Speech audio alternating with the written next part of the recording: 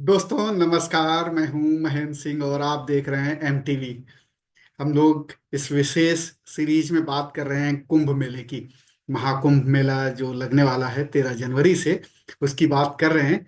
तो आपको ये सब तो पता ही है कि इस बार महाकुंभ है और ये 13 जनवरी से लग के 26 फरवरी तक चलेगा। लेकिन क्या आपको ये पता है कि आजादी के बाद पहला कुंभ कहाँ हुआ था और उस कुंभ को क्यों याद किया जाता है? वो इतिहास में दर्ज हो चुका है। तो क्या है वजह, क्यों याद किया जाता है, ये सब कुछ मैं इस वीडियो में बताऊंगा। लेकिन उससे पहले, जी हाँ, आपसे, बिल्कुल आपसे ही बात कर रहा हूँ। एक आग्रह कर रहा हूँ कि इस चैनल को अगर अभी तक आपने सब्सक्राइब ना किया हो तो प्लीज कर लें और बेल आइकॉन जो बना हुआ है उसको भी दबा दीजिए। इससे क्या होगा कि आपके पास लगातार समय पर नोटिफिकेशन आ जाएंगे नए वीडियो के। तो चलिए मैं आपको बताता हूं कि कब हुआ था ये कुंभ आजादी के बाद और कहाँ हुआ था। जी हाँ, ये साल था 1954 का और जगह वही जहां इस साल महाकुंभ लग रहा है। जी हाँ, इलाहाबाद की बात कर रहा हूं मैं। इसे पहले इलाहाबाद ही कहा जाता था, अब इसे प्रयागराज कहा जाता है। तो यहीं लगा था आजादी के बाद का पहला कुंभ। और एक अनुमान के मुताबिक इस कुंभ में करीब 1 करोड़ लोग शामिल हुए थे। उस वक्त देश के प्रधानमंत्री थे पंडित जवाहरलाल नेहरू और उत्तर प्रदेश के मुख्यमंत्री थे पंडित गोविंद वल्लभ पंत। इस मेले को सफल बनाने के लिए उस समय उत्तर प्रदेश की सरकार और भारत सरकार ने मिलकर पूरी ताकत झोंक दी थी। इस मेले के आयोजन को न केवल सरकारी मदद दी गई थी, बल्कि इसे एक अंतर्राष्ट्रीय इवेंट बनाने की पूरी कोशिश की गई थी।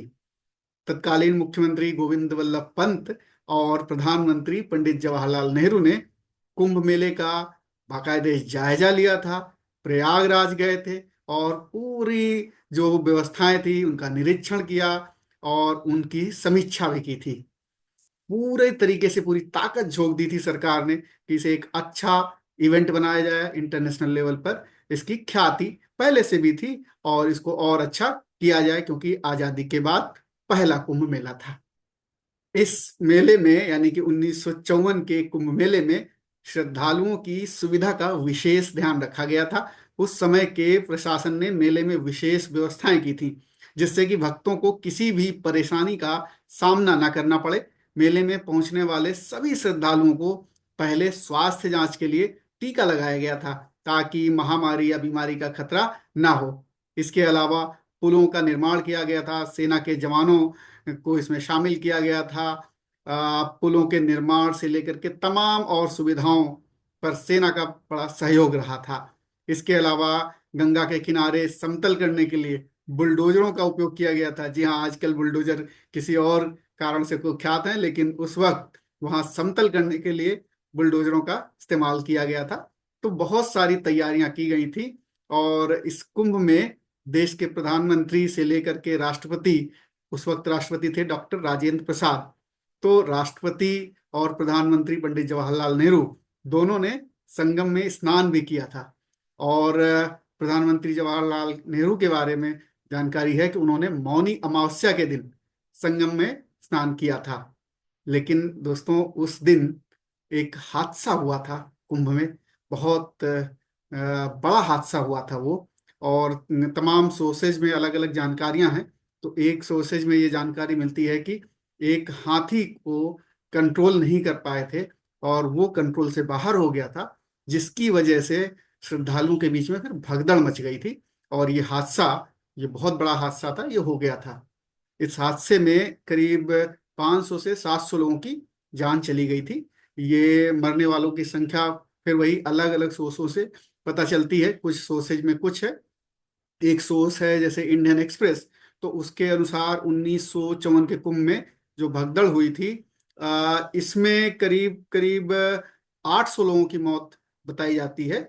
और इंडियन एक्सप्रेस लिखता है कि ये सबसे घातक घटनाओं में से एक थी और इसमें भीड़ की जो नियंत्रण होता है वो थोड़ी कमी रह गई।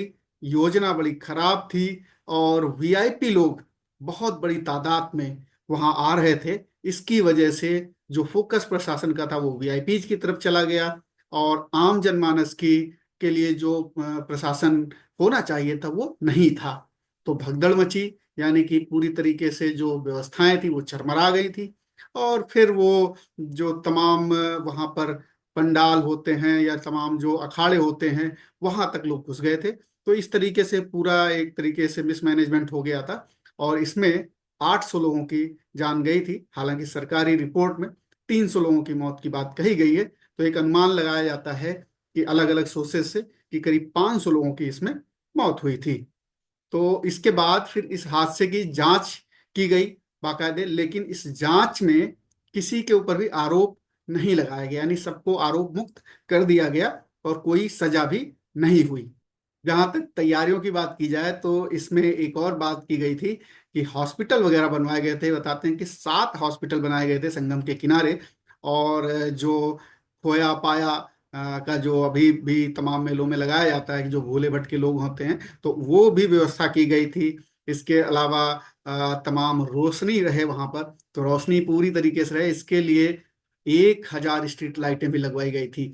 तो पूरी व्यवस्था अच्छी करने की कोशिश की गई थी, लेकिन ज्यादा वीआईपी के चक्कर में प्रशासन, क्योंकि प्रशासन जब वीआईपी जाते हैं तो प्रशासन उसमें लग जाता है। इसीलिए आपने देखा होगा कि अब हर कुंभ मेले में जो शाही स्नान वाले दिन होते हैं वहां पर कोई प्रोटोकॉल, कोई ड्यूटी नहीं लगाई जाती, कोई वीआईपी के प्रोटोकॉल की ड्यूटी नहीं लगाई जाती। इस बार भी वो व्यवस्था की गई है, क्योंकि उस दिन वीआईपी जाते हैं और पूरा प्रशासन उनके लिए प्रोटोकॉल में लग जाता है, और फिर आम जनमानस के लिए, आम श्रद्धालुओं के लिए उनके पास समय नहीं होता है, मैन पावर नहीं होता है, और फिर इस तरीके के हादसे ना हो इसके लिए ये व्यवस्थाएं की जाती हैं। तो आपको ये जानकारी कैसी लगी कमेंट करके जरूर बताइए। हर रोज इस सीरीज में मैं आपको कोई ना कोई अच्छी इंफॉर्मेशन, ठीक जो आपके काम आए वो इंफॉर्मेशन, और तमाम आगे आने वाली सीरीज में आप कहाँ रहेंगे, कहाँ पर आपके स्नान की व्यवस्था है, क्या चार्जेज हैं, खाने की क्या व्यवस्था है, वो सारी चीजें मैं आपको आने वाले वीडियोज में बताऊंगा। आप देखते रहिए, और मैं कहूंगा कि आप स्नान करने जाएं तो ये वीडियो जरूर, महिंद्रा ट्रेवल ब्लॉग के ये वीडियोज जरूर देखें, ये आपकी मदद ही करेंगे। फिलहाल इतना ही। नमस्कार।